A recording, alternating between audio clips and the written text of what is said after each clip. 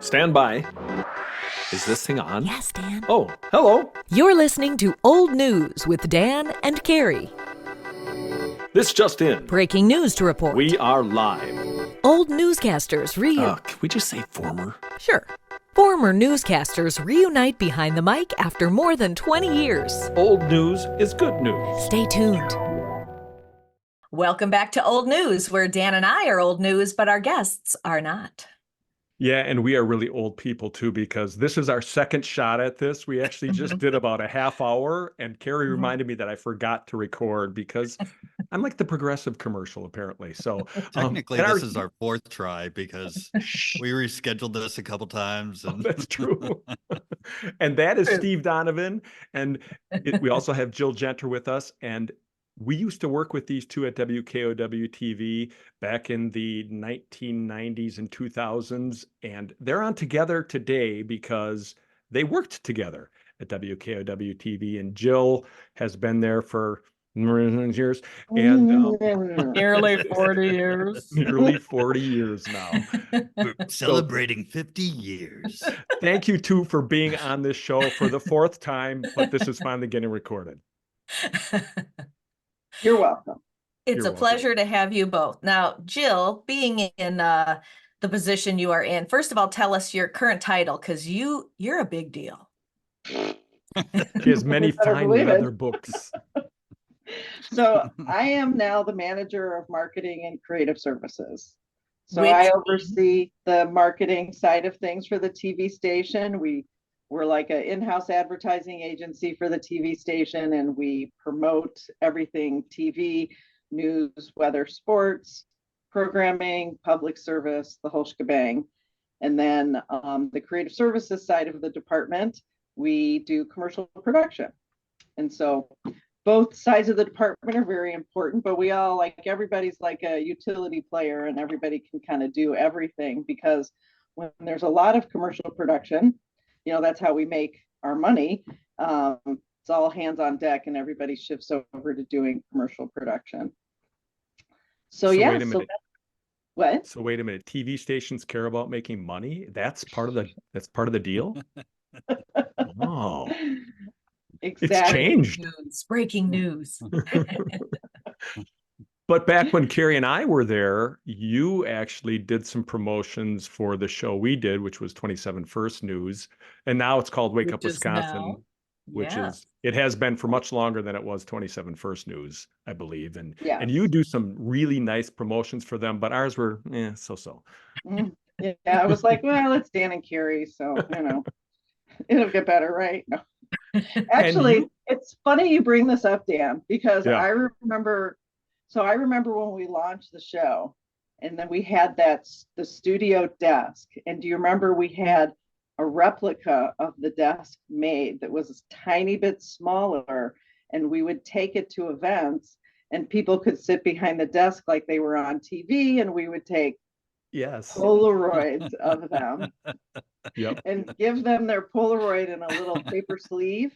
So I remember the launch of your guys' show, we took you to the Monona Terrace, and we set the desk up on the walkway to the Monona Terrace. I have a picture of it, not here, I'll send it to you. Oh, please do. And we set the desk up, and there's the two of you, and then I'm trying to remember who was your weather person. Was it Angelique Frame?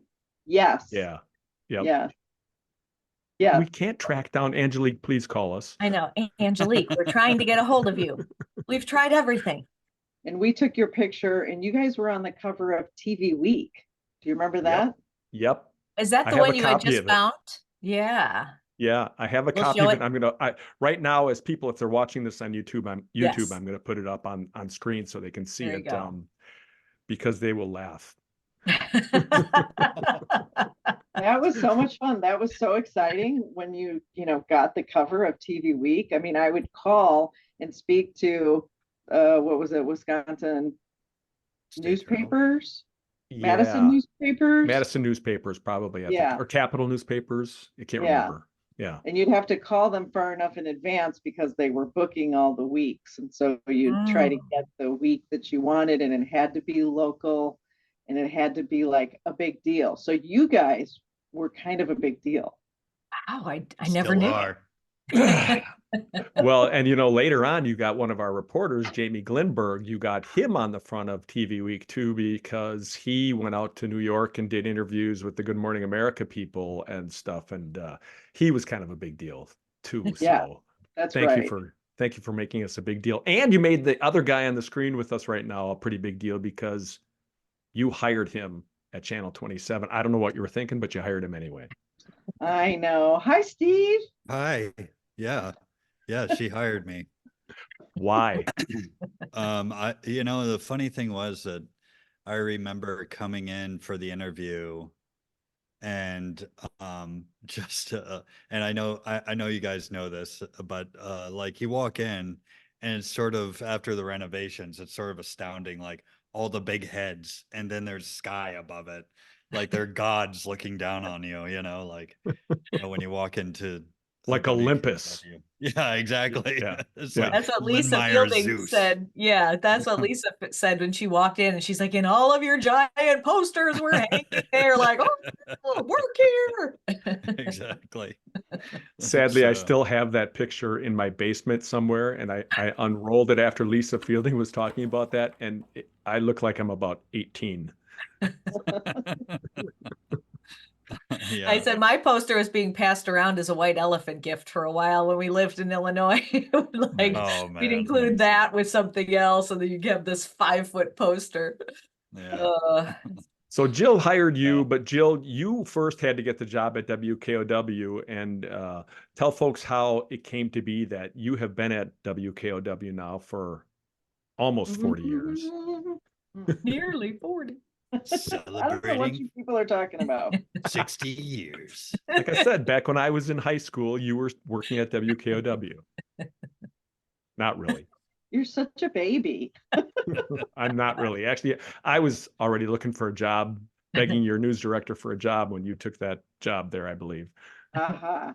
Mhm. Okay, Reader's Digest version, because I've told this story, 4 times now? Yeah, this is the fourth.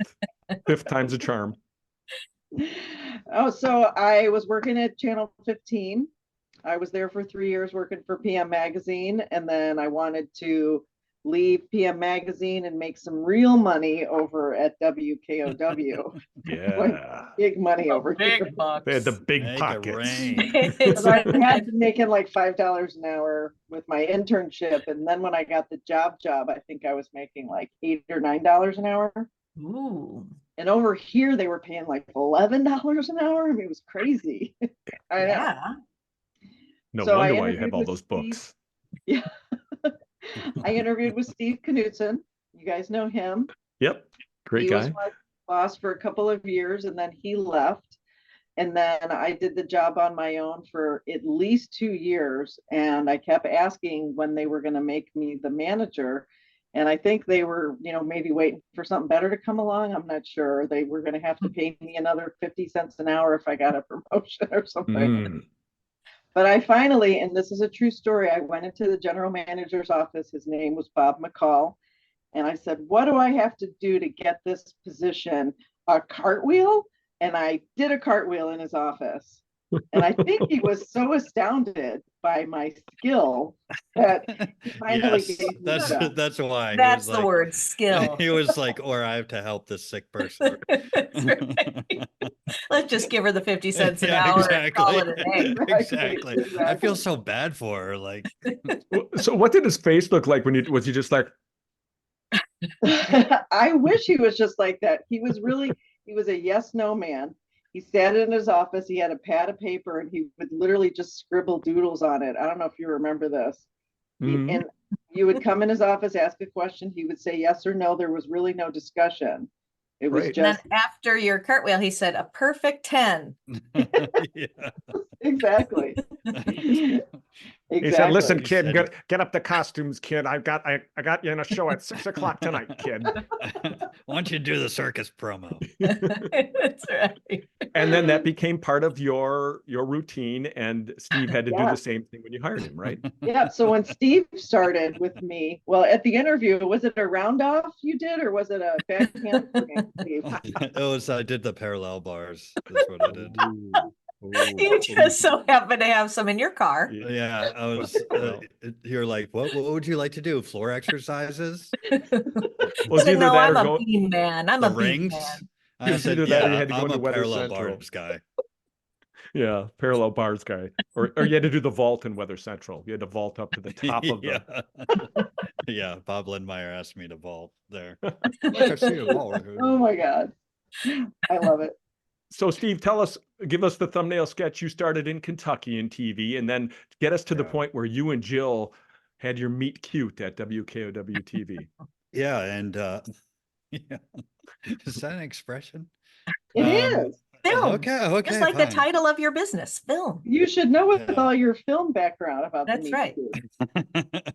Here at Steve Donovan Film and Video, the meet cute is a new phrase. Celebrating 75 years of Jill Genter. When I started there, well, the great thing was that I was the job I was at before. I had worked on the nonlinear system that they had was a sphere, was called a Stratosphere or something. Stratosphere, yeah. Which is like, now it's just like, it's nowhere, like it's, it's, and but I had worked on it for years, so I could just like sit down and like cut stuff like right there, and it was just like one of those things that, like, it was a perfect fit. Our personalities were exactly the same, and we're both like it was such a supportive environment, and allowed me to just be super creative. It was great. I could do spots like Eagle Cam on the website. Eagle Cam.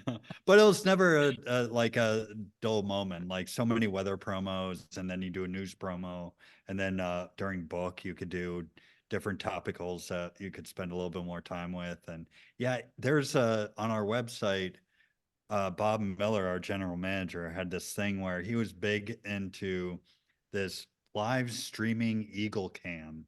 Yeah, from up north somewhere, right? I'm sure. Yeah. And it was like front and center on our website when our website was first big. And we even made promos for like Eagle Cam. And we would even like every now and then just like impersonate the voiceover guy who did it, like, Eagle Cam.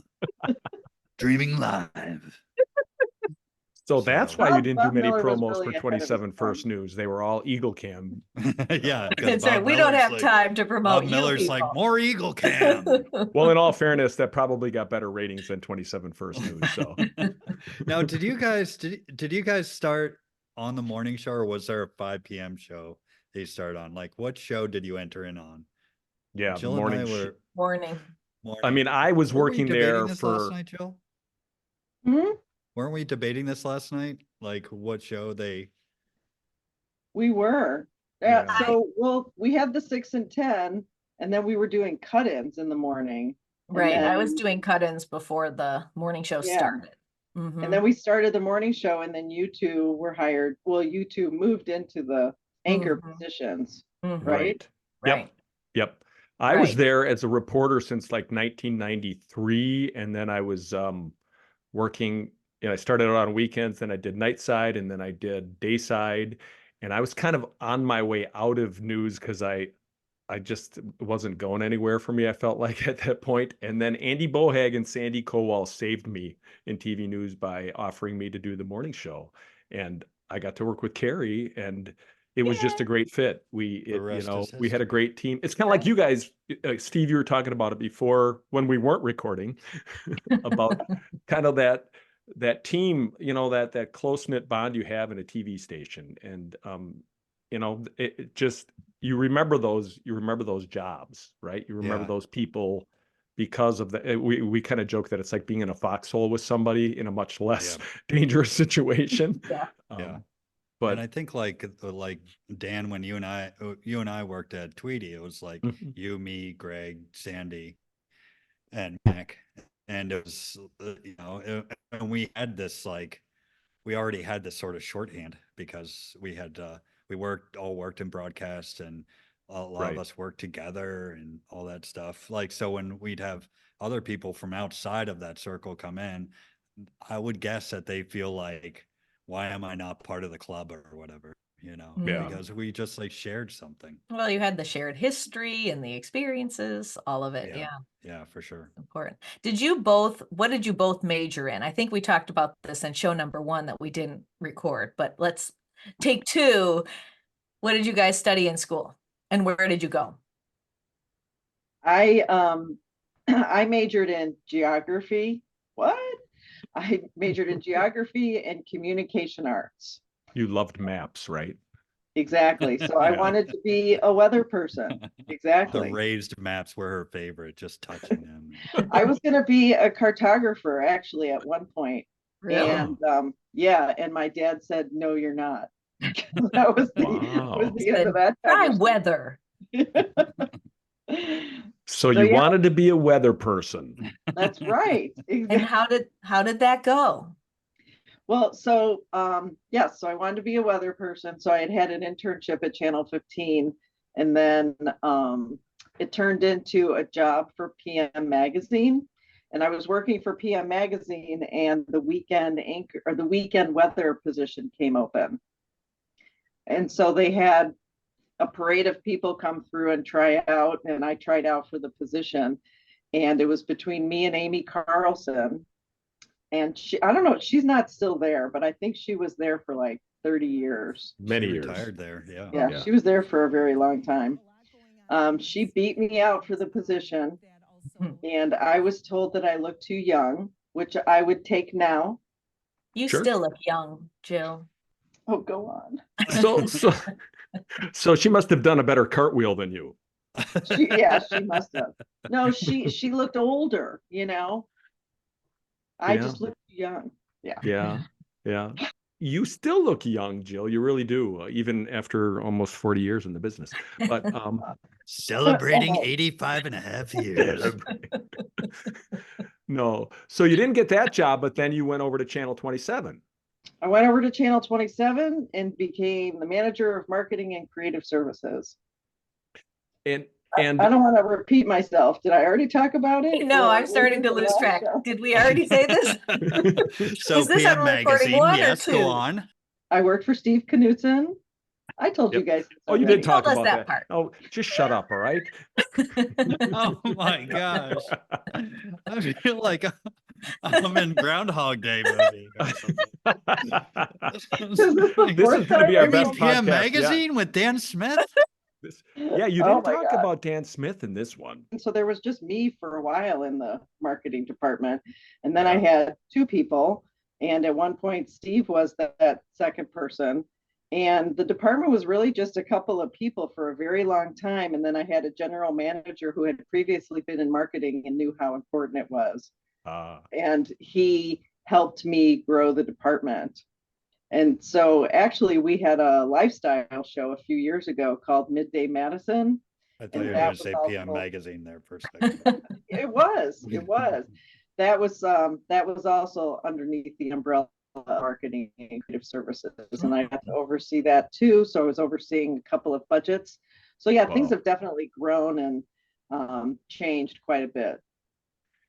Is it harder to compete now in that area? I mean, just because we've talked about it many, many times with people, TV has changed so much over the last, 10, 15 years in terms of, social media and TV and just the way people watch. Is it harder also to decide where are we going to put all of those, those efforts and those dollars?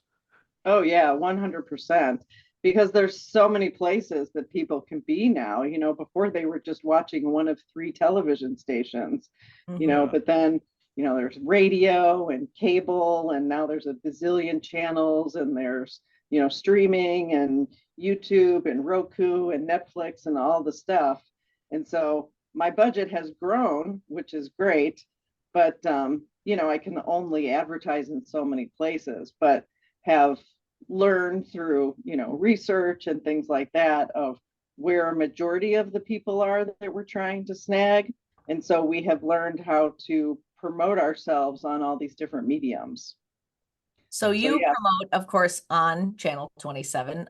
During the day, you'll have promos for various things running.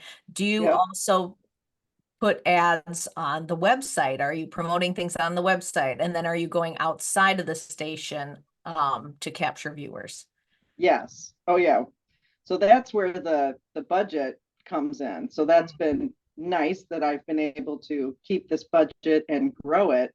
And so, we'll buy billboards, we'll run on radio. Radio, we haven't run as much on radio as we used to because it's not quite as big a thing as it used to. We don't really do any print because newspaper, we don't do any of that. But now we do a lot of cable, and we run a lot of OTT spots, and then we do a lot of social media. And so now when we make a spot, we make it for WKOW, we'll send it to the cable people. We have to reformat it for OTT. We have to make a vertical spot for all the different, Facebook and Instagram and YouTube, and we'll put words on it. So in case people are, a lot of people just look at videos, they don't listen to them. So we've really changed what we do quite a bit because the landscape has changed. And Steve, when you were working there at 27 and in Lexington, when you were at, was it WLEX in Lexington? Yeah. Were you were writing commercials and then also were you doing topicals and promotions too, or was topicals not something? No, I wasn't doing topicals. Okay. That was more the TV, that was the news producers. Yeah, I think we had it automated where it had a head and tail, and they would do it from the control room where it'd be like, and then they'd run tape. So it'd be like open like next on 27 News at 5, and then be like, and they'd have tape ready to roll. It was like live. Okay. This is like a 30-second cast. But at KOW, you were writing, commercials and promotional material, right? And editing. At KO, I was just doing promotions. Just promotions. Yeah. I shouldn't say just promotions. That's a lot. Nobody says just promotion. Right, That's exactly. Right. Steve, were you studying maps like Jill in college? No, maybe maps to the next party. Loved magazines. I studied mass communications. I had a minor in philosophy. And I went to Bloomsburg University in Pennsylvania, and it was just one of these schools that you could get your hands on stuff like from day one. So I knew it was someplace I wanted to go. So what got you to Madison? My wife at the time accepted a job at Land's End. And I had and I followed her. And at the time we had a little kid that's not so little anymore. 25-year-old now. So came to Madison. I took some time to just slowly look for a job, and when I met Jill, I knew it was meant to be, as they say. It was just. And you were together for how long there? We were together. We're still together in some ways. Still Carrie, together. I'm glad you asked. I always joke that Jill's going to be my third wife. Does Kent know that? I think we had some sort of like, if we both weren't married at a certain age, we'd just get married. Yeah. And I don't know if that would work, you guys. So what was it about working with each other that kind of, what clicked for you two? Well, Jill's just super supportive, and she cares about everybody, but at the same time, she knows how to give you good constructive criticism that is good and right. It's like it comes from a genuine place. So I respected that a lot, and also she has a great sense of humor. She's she is. I trust her implicitly with anything. And what made you hire Steve? Well, like I mentioned earlier during the run through, that wow. This is getting That angry claws now. are out. Meow. No, I mean, he's to this day, he's the best producer we ever had in the marketing department. I mean, he was like a one-man band. He would make things, show them to me, and I really wanted to, come up with some sort of critique, some sort of put my stamp on it in some way, but he would make stuff that was so fantastic. I remember, I'm going to bring it down just a little bit, sorry, but we were working in the department together during 9/11. And Yeah. we came into work that day and everybody just like sat there and stared at the TV all day. We didn't know what to do with ourselves. And it was, so awful. And I think that went on for like 3 days where we didn't know what to do. We were just so affixed to the news coverage that was wall to wall all day long. And then finally, like a couple days into it, we're like, well, we have to do something. What is it that we're going to do? And so we made a plan of what we were going to do, and Steve executed it. And it was so fantastic. I don't know if you remember those spots you made, Steve. They were so good. I mean, they like made me cry just watching them. But he's so good. He's such a good editor, and he's so good at Dan, from having worked with him. Yeah. He made me cry a lot too. But that was a different way. Yeah. That was sheer frustration. But it's like, it's either you have it or you don't. And Steve definitely has it. I can attest to that because Steve might deflect, or he might completely agree with me. I would just bring stuff into Steve when we would be doing stuff, and I'd be like, hey, here's the script, and do something with it. And Steve always did something with it, and he did something that was really good. Probably 99.9% of the time. And that 0.1% that I might be able to offer really wasn't anything other than just wow, because he did. That's the way it was to work with Steve. And not only that, he's one of the easiest people to work with in the world. And we had a lot of fun going out for coffee every day too. So that was good. Well, Steve, when you approach projects, like when you're handed something, like what's your process? How do you decide what you're going to do with it? Well, there's always the very first important step, how much money you got. But no, it's pretty much there's truth to that. Yeah, it's true. And also I've gotten to it's a little bit more organic in terms of, is this somebody who I'd want to be friends with? That's where I actually start, is like, this is somebody that I want to have a partnership with, because chances are if they're telling you stuff that they don't like, you want to trust what they're saying. And so when I work with I just finished up editing a documentary for the film festival. And I was with this director, Wendy Schneider, who I trust a lot. She has an incredible vision and everything. And she's somebody that I was like, yeah, whatever you can pay, I'll do it. Yeah, it's stuff like that. And I've been fortunate that there's been a lot of projects like that. And anytime somebody like Dan will throw me a project, or somebody will throw me a project, I know I can trust them, and that's part of it. There's some projects I just don't, because I don't want to be bean counting all the time. I'd rather be in a partnership. And that's like the spirit of like when Dan and I work together at Tweety, or when Jill and I work together at KO. Like that's the spirit that I want to just continue. Can you tell us what the documentary is about? Yeah, we just had the premiere on Sunday. It was called Angels of Dirt, and it's about basically it's about women in dirt bike racing. And it follows 17 years of the through line of the whole thing is this gal Charlotte Keynes, and her going from age 4 to like 20, and extraordinary story. And it really working on it, just learned a lot about that type of racing, because I'm like somebody who's like the nerdiest of the nerds. So like something like that is like something incredible, super cool. And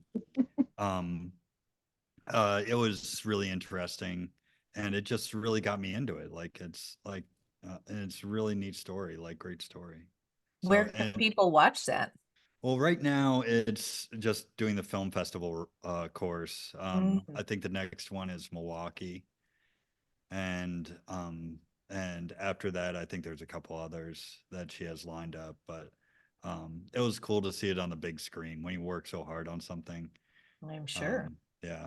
So So Jill, you talked about the 9/11 uh, promotions, I guess you would say, or I guess Yeah. proof of performance, really, more than anything else, right? That's what you would call those 9/11 spots. And you remember that. Are there other projects you two work together that might jump out at you as something you're particularly proud of over the years, or are there just so many it's hard to put a finger Yeah. on it? Well, I mean, for many, many, many, many years, we did the muscular dystrophy telethon. And so Mhm. that was Labor Day weekend. And so we also sponsored the Taste of Madison, which was like a 2-day event over Labor Day weekend. So Steve and I would work all day Saturday and Sunday at the Taste of Madison. And then when the Taste of Madison was over on Sunday, we would pack up all of our stuff and go over to Easttown and set up the set for the telethon. And then the telethon would start that night at like, I think it was 7 or 8 o'clock at night. Do you remember this, Steve? yep. Oh yeah. Oh, geez. And I'm Tony still was trying to hosting. catch Wasn't up on Tony my Galley sleep. the host? Oh Yep. Yeah. He did Tony a was good the job with host. that. Yeah. Yep. Yeah. We'd usually have a co-host like Krista Dubill, Diana Henry. We had different people step in to help co-host throughout the years. But it was just a crazy weekend because then we'd be out at Easttown Mall until, I don't know, midnight.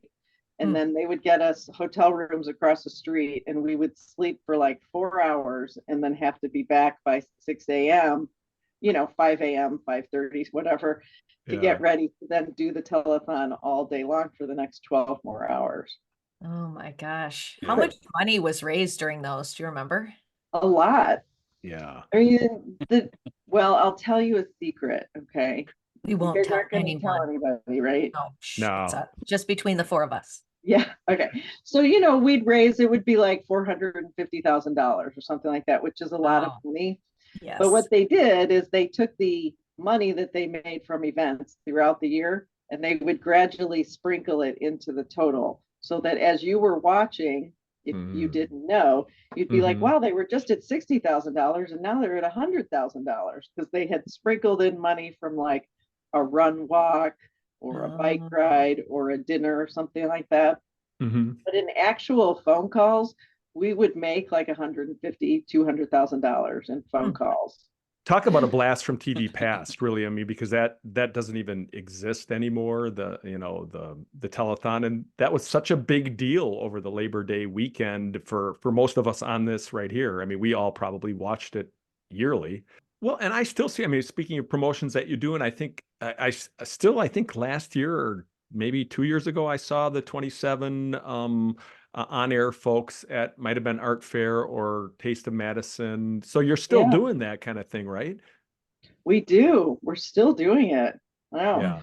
And do they take pictures still or? No. We've come up with, we have a whole new gimmick, which is fantastic.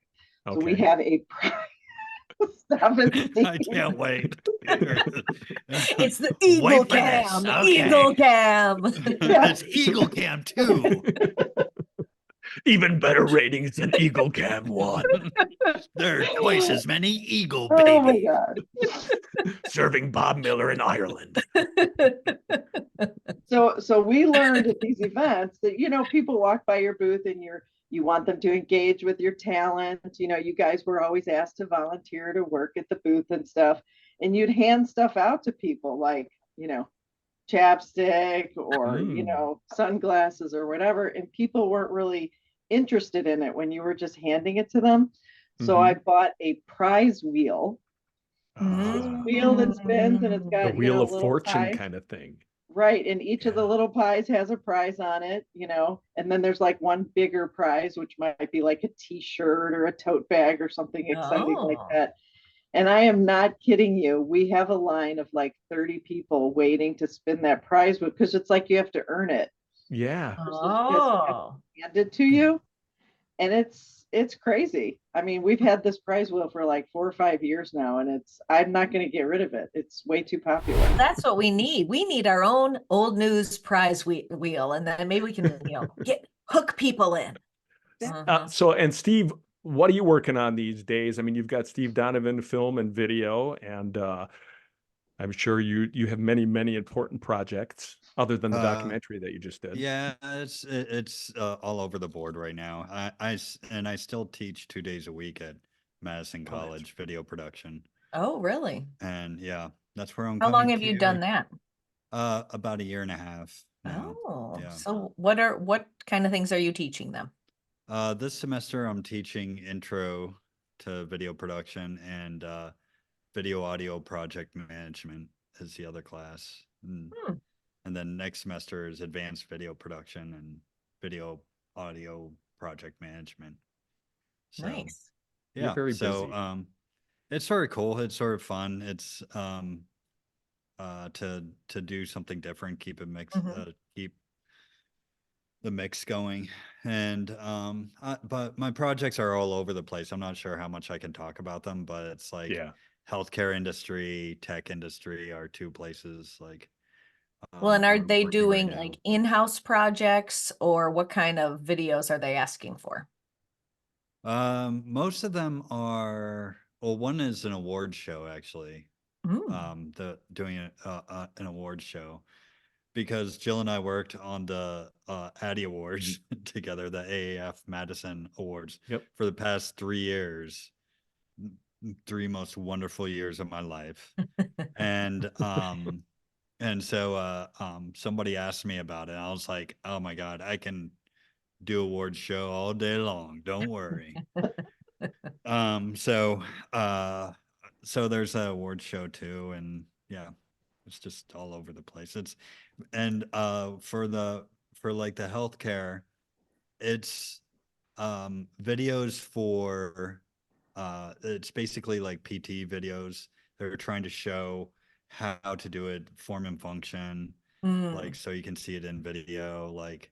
And then when it comes to tech, it's like some like sort of master class style classes in their technology. So it's just stuff like that. It's all over the board. Steve, what about that video you made for Sun Prairie, the explosion? Yeah, the Stronger Sun Prairie that was doc great I made. video.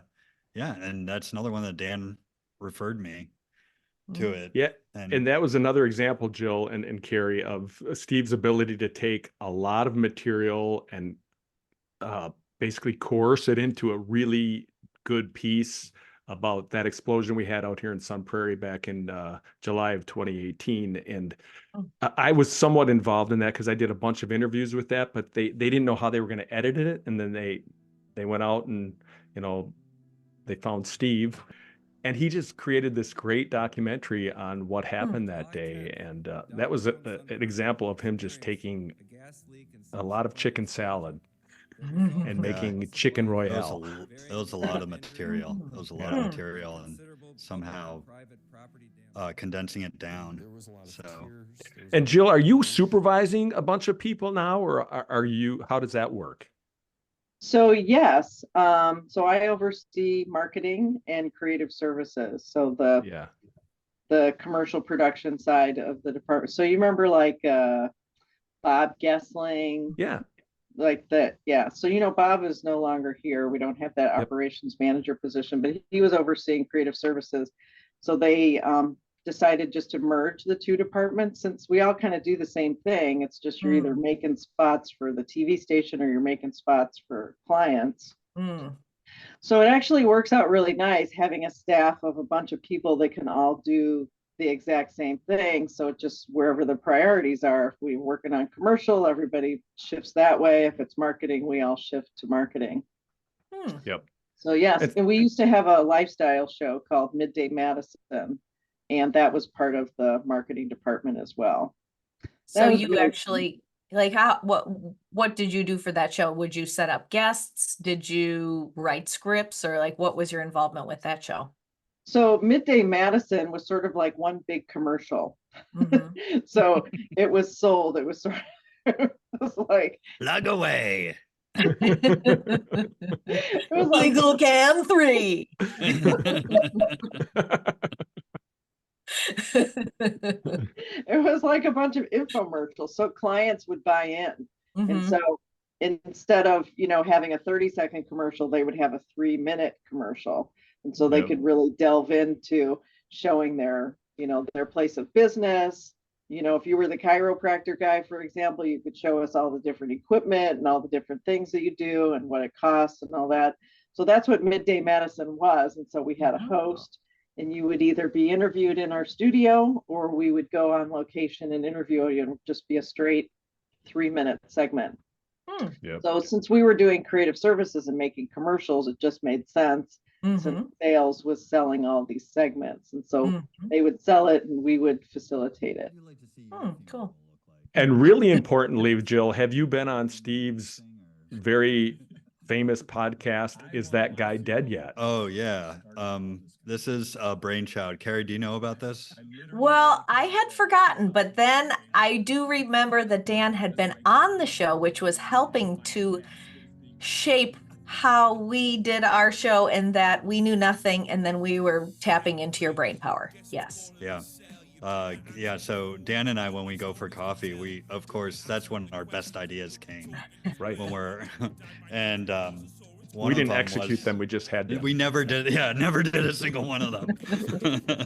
It was just like, until Steve ruined it all. Stole one. So one of them was that we just always ask each other about somebody, like, Ernest Borgnine was in that movie Marty, and I was like, Ernest Borgnine, is that guy dead yet? And so we're like, we have to start a podcast called Is That Guy Dead Yet? And so I just I forget when it was. I was just like, every year I just try to improve myself a little bit more, and I learned how to podcast a little bit better. So I decided I'm going to do this. I'm going to finally do this. I reached out to Dan. I was like, hey, I'm thinking about doing this, and so of course he had to be the first guest on there. And you're still doing that now? Oh yeah, for sure. What I do for the format is that I find a celebrity, like somebody well known, and I try to describe their life, and you try to figure out who it is. It's real short, like 10 or 15 minutes. And then if you guess who it is, and then at the very end, you have to guess. Is that guy dead yet? Yeah, is that guy dead yet? Yeah. Oh, exactly. Dan, a great theme song too. Yeah, and if they are dead, then I talk about how they died, and then if they're not, I tell them what they're doing now. So Jill, you probably haven't had the time to do it yet, Jill, have you? Or were you on the show? No, I have not been on the show. I thought maybe it was a show like, you can't believe that the guest isn't dead yet, which is what I thought it was. No, that's old news. There for nearly 40 years. Maybe you could be on. Celebrating 96.7 years. Jill Genter. Well, Jill, just to make you feel better, we're going to do a real quick version of Is That Guy Dead Yet right now. So do it. Yes. So you two get to answer these questions. Oh my gosh. And it has something to do with TV. If you watched TV in the 1970s, you know of this person. And maybe not by name, but you know of this person. This person appeared on ABC every week. Any guesses yet? Barbara Walters. No. Jill? No. Walter Cronkite. That's CBS. This person is associated with one of the most famous sports clips of the 1970s, used for promotional purposes and the start of a television program. Oh, is this the ABC Sports where it would start off with the agony of defeat? Yes, Jill, you got it. Wide World of Sports. Yes.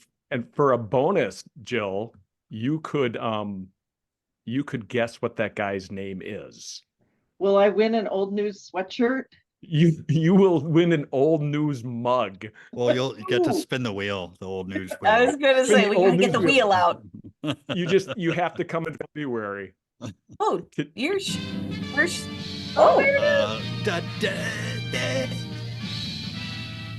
spanning the globe. This will tell you who the guy is. Variety of sport, the thrill of victory, and the Like this agony Little of League defeat. team. Yeah. Me skiing.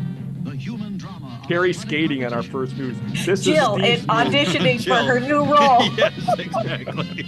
You're hired. Is ABC's Wide World of Sports. And here's his name. Vinko Bogatas, the Yugoslavian, the That's youngster. him. Of course. He's inexperienced. He fell on his first jump. Now we'll see the real version. A lot of speed in that track. Look out! Bingo, no! Whoa! Oh my God. Oh, baby. Is he the one we have to figure out if he's dead yet? Yeah, now, is that guy dead yet? Did that kill him? He didn't die then. That's awful. Yeah, I know. Well, I don't think I'll he s- died during that because ABC wouldn't have shown that if somebody You're like, died. it's hilarious. Very Terrible Yeah. accident. Let's put it at the beginning of our show every week. That's incredible. Is he still alive? I'm going to say no. Steve, I'm going to say yes. that guy is still alive. Whoa. Thank Vinko goodness. is still alive. He was 22 years old at the time of that accident in 1970. He's now 70, what is that, 76-ish, 77-ish. And Oh, he's you young. know, he gave up Celebrating downhill. 623 years. He's almost been around as long as Jill Genter. No, Almost. I'm sorry, but he quit downhill skiing like that or jumping in 1971, and then he became a painter, and he's a painter in Slovenia these days. Oh. Oh my So, goodness. yeah, He's like there Bob you go. Ross. He's got his Yeah. So now you've been I'm on done that. with this skiing. I must paint. So now I have you've so been much on Is That Guy pain. Dead Yet and Old News, Jill. So Pretty there's cool. nothing left for Yeah. you. You can retire now. I guess so. So people keep asking me that, and I don't understand because I'm only 29 years old. I keep Right. listening to the Right. question. You're still too young to do the weather, so I know, right? yeah, you've got time left. Exactly. What kept Hey, you wait, at I have a 27? funny story. Oh, go ahead.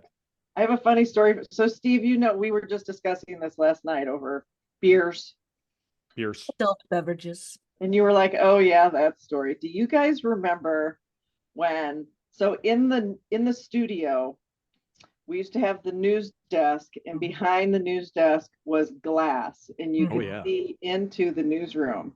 Mhm. And so I don't remember whose desk it was that was like literally right behind that glass, but you could really see what was going on, people walking back and forth and stuff. And I believe it was a bat that was flying around the newsroom. Do you remember this? I remember Vaguely. that. It was Yes. the strangest thing because whoever that woman was who was at that desk, she got up and stood on her desk and started screaming. And then Oh. Mike Kellogg grabbed an gosh. actual bat and he's running around trying to hit it. And this is all going on behind the news. Like you could see this all happening. I was like, why don't they go to commercial? Really? They said, wait, we have breaking news right behind me. Exactly. That cam. They couldn't see it. It was like an Abbott and Costello or one of the Keystone Cops or whatever going Oh, on. man. I remember, I think that was either Tammy Schmidt or Kim Dawson. You're What one of those two, and I think I want to say it was Tammy Schmidt, and she was standing up on her chair and waving her hands around and stuff like that. I think if a bat was flying, I would have gone under the desk, not Yeah, high. that's higher in that's the a flight great path. irony. Like it's like She I was gotta trying get to- away from this bat up on this chair. She was trying to get to the satellite center so she could jet out of there. Do you remember the satellite center? Oh my God, the satellite center. You mean just that row of computers? Yeah, and then we'd put in the VHS tape and then hit rewind, so it'd give the special satellite center graphic. But you couldn't go too long because then the tape ran out, so your time was limited. So we'll get you guys off on your days here, but just real quickly, with both of you, Jill, you've stayed at WKOW now for a number of years. What's kept you doing what you're doing? And I mean, it's pretty unusual for somebody to stay anywhere, no matter what industry it is. as long as you have? What's kept you doing it? That is a very good point. That's a good question, Dan. Thank In you. in all honesty, I love my job. I still like driving to work every day. I like what I do. Um, I it's just a lot of fun. I've had a lot of people cycle through my department, marketing people. They tend to stick around for maybe like 3 to 4 years. I had one woman, Katrina, who Steve knows well. She worked with me for 13 years. Hmm. But it's really fun to work with all these different individuals, all these different personalities. I feel like I've helped them grow their careers and helped teach them a thing or two. And it's a good feeling to see these people go on and do great things. And I don't know, I still really like it. The business has definitely changed a lot, like what we were talking about before. And I like that I've been able to change with it and pivot and learn. And it kind of makes me think of, I know you're kind of talking more seriously right now, but it reminds me of when my mom first learned about me working in television. And she was so impressed and thought it was really cool. And I was trying to explain to her what I did. And we had this big, long conversation about it. And then she went and she was hanging out with her friends. And then one of them got back to me and they were like, "Oh my God, we didn't know you were working for MTV." So I was working for WMTV, but my mom told all of her friends I was working for MTV. Just slightly different than WMTV. You were a VJ or whatever they call them, a video DJ. Yeah, Hillary because Burton. you looked young. Yeah. I had to let the whole bridge club down. And Steve, you obviously you left TV at some point, but you continued to do the same type of work. And I imagine maybe it's because of some of the same reasons Jill just gave us. Yeah, it's a creative field. I'm a very visual person. I'm not good with words or numbers, so that works out nicely. Yeah, I love how it's different every day, and resonating what Jill said about helping people out and like seeing them go on to bigger and better things. And I think teaching helps with that a lot for that type of thing, and I appreciate that. So I definitely learned a ton with Jill, like working for Jill and working at 27. So it was I love it. And it's my kind of people, it's like you gravitate to an occupation for a reason, so. And what do you tell your students, Steve, about like career choices and how to use their Get what? out. It's No, like I'm a kidding. scared straight program. Yeah. It's like, get out now. And I just like run out of the classroom. A lot of them I try to bring in like some people who have been in the business and have in different forms and different ways that they've been in the business, and that they can talk to them about their experience and how they broke into it, because they're at this tipping point where they have no experience, and then they want to get into the business. So how do they make that transition? So hearing from different people how different people did it, because I can't tell you how many times students will ask me, how do I get into the business? And if I'm freelancing, how much should I charge? And both of them, I'm like, I don't know. And I don't know. Like, just, The hardest part. It's just talk to as many people as you can and just ask them their advice and see what you're comfortable with. So, yeah. But well, and Jill, just to kind of wrap that up too, like you work in an industry that has changed so much and is continuing to change. So what do you tell some of those younger people, in your business now? Because TV could be very different in the next 5 years even. It is. It's very different. Well, first of all, I recommend that they do a cartwheel during the interview. Good advice, correct? Yeah. Yep. First and foremost. work on PM Magazine. Yeah. Gymnastics, highly recommend it. No, it's very different, because so many people can do what it is we do now. And so, back in the day, if I had an open position, I would have 50 resumes and most of them would be qualified for the position. And it's very different now where like I have an open position right now and hopefully the intern in my department is going to take the position. But I have like 15 resumes and like one person is a manager at Aunt Annie's Pretzels and another person like thinks it would be cool to work in television. So the demand is not what it used to be. And it's much harder to hire qualified people. So we get people that have a lot of promise, maybe know a little bit about it, or they're a good writer, and you teach them how to do the rest of it. It's hard to teach somebody to be a good writer. It's easier to show them how to, use the equipment and stuff like that. I don't know if I'm answering your question, but that things have definitely changed drastically. Yeah. No, you are answering my questions, and we've had a lot of people who've talked about, you kind of have to use whatever you're doing, whether you're in TV or in production or whatever, and that's where you are at that point, and you build off of it, right? So if you're young or old or whatever, you build off of it for the next thing, if there is a next thing, And what is next? Anything next for you? Are you still thirsting for something, Jill? Good question. I think they're looking for weekend weather person. Are they at 15? Yeah. This is your chance, Jill. They're still going to look too young. Work on your back bend. Byron Allen Media, who owns the TV station along with the other TV stations, they also own the Weather Channel. So, oh my gosh, I could just sort of make my way over there. Still out there. Yes. Nice. And Steve, how about you? What's that? You got something you still want to do? Or have you done it all now? I mean, I'm going to always have like a million things I want to do. I mean, this new podcast venture has been fun. I've had a couple ideas for what to do, like for films, and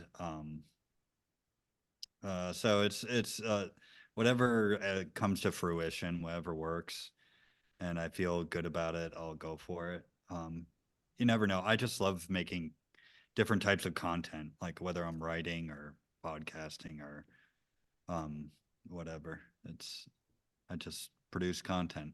That's what I do. You are a producer. Well, you guys, thanks a lot. Carrie, do you have anything else? I think we have taken enough of their time in these 4 or 5 interviews we've done now, and the documentary will come out. I do have a really good ending story, like a goodbye story. This is one that Jill told me, and Jill, you have to make sure that I'm telling it correctly. It's Greg Schroffnagel when he used to work. Oh my gosh! And great guy, when he was in the promotions office, and it started getting dark early, and they just had like these little lamps on the desk. Yeah. And then Terry Kelly came down, who, part owner, and would come down. He was like, "What do you guys do after it gets this dark?" He said, "We go home."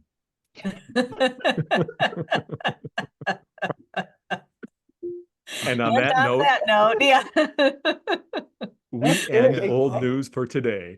Yes, thank you, Steve, Jill. It's been such a pleasure. We appreciate your time and expertise. Thank you very much. Thanks, you. It was fun. Thanks for tuning in to Old News with Dan and Carrie. That's old news for now. Join us next time.